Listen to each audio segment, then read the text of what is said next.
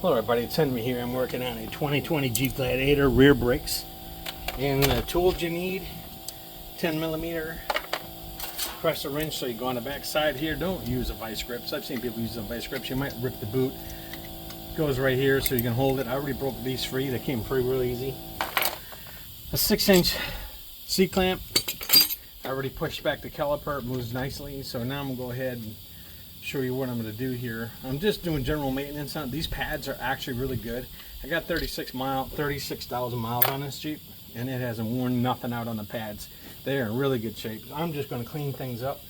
So pull the caliper back, leave one bolt in, get yourself a little, don't hook yourself here, yourself a little hookup area, swing it back out of the way for you. So it's like there.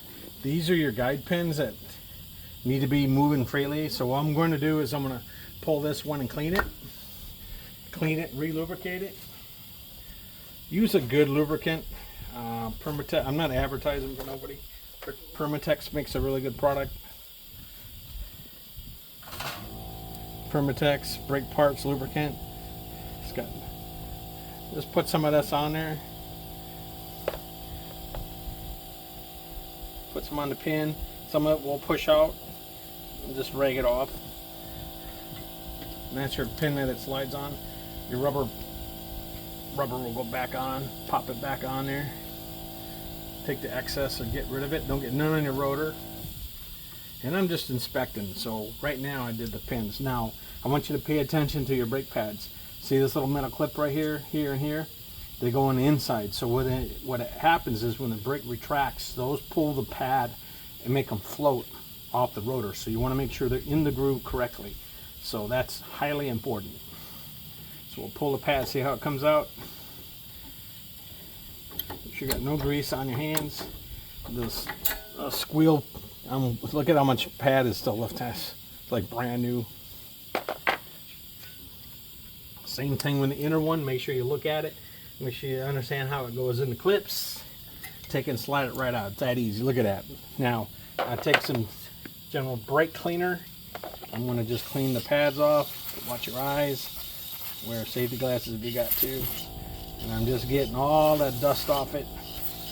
Doing a good inspection on it. Make sure there's no oils on it. Right on my pad here.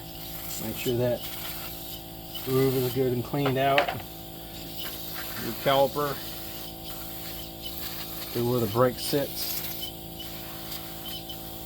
The stuff's not expensive, it's worth it.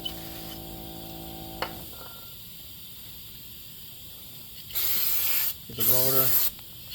I normally would rough it up, but it's hard on the rear. I'm not going to pop the rear off. It's starting to rain on me. So I'm just going to clean where my pad sits. Caliper off real good. And we're good to go. Let that drip dry. Now, I'm not sure why they put lubricant on the bottom of the pegs, but some places do. The manufacturer don't, so not sure why, but I'll go ahead and do it. Just some mechanics do. That should slide. Don't get too much on there. You don't want to get it on the rotor. Okay, now we know that goes towards the piston. Stick your head back in here.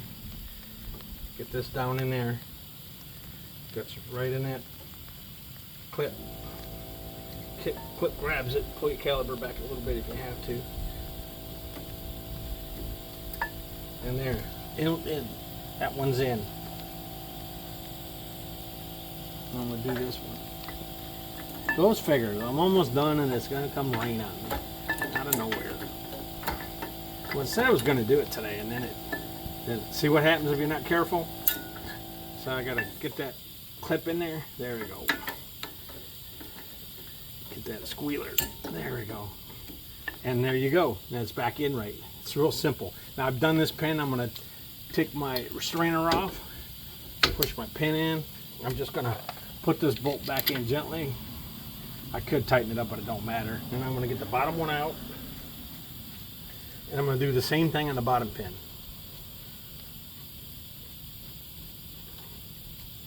Come on, Rain, hold off a little bit for me. I'm almost done.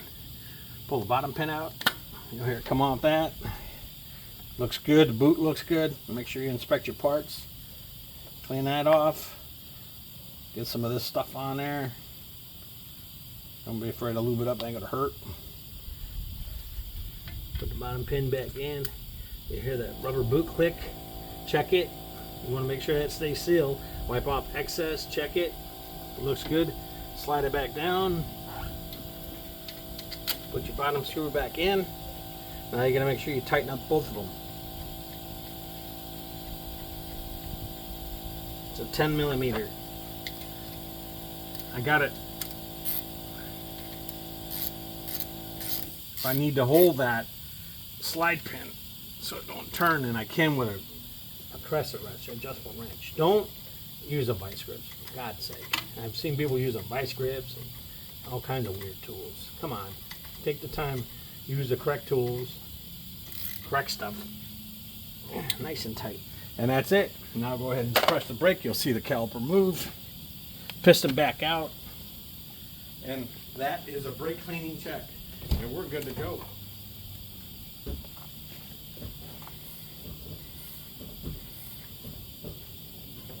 I got a nice brake compression. Feels good. And I've moved the fluid in and out, agitate a little bit. Don't forget your restraining for your caliper. And that's it, you're done. Pretty much it. Pretty easy day on that one.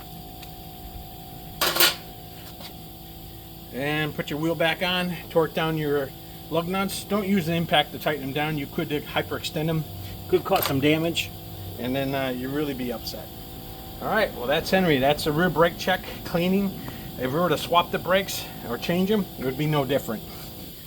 Remember, you don't always have to do your calipers. If they're not warped and beat up and grooves in it, and you didn't run the pads down to the metal, and you still got a lot of meat in your rotor, just rough them up with a buffing wheel. That's what I use.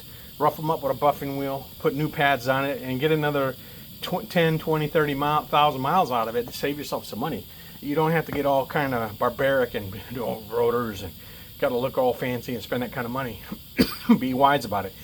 But I do a check on these once a year, and that's why I've gotten 36,000 miles out of these brake pads, and I still got another good 30,000 left in them because you just take care of them. If they move back and forth correctly and they brake right and they come off the rotor the way they should, you should not get a lot of wear and tear on your brake pads. Not all of it's highways, a lot of it's in town. I do a lot of stop and going the 7 miles I go to work, but you don't run on the brakes hard, you don't damage them or 2-foot it.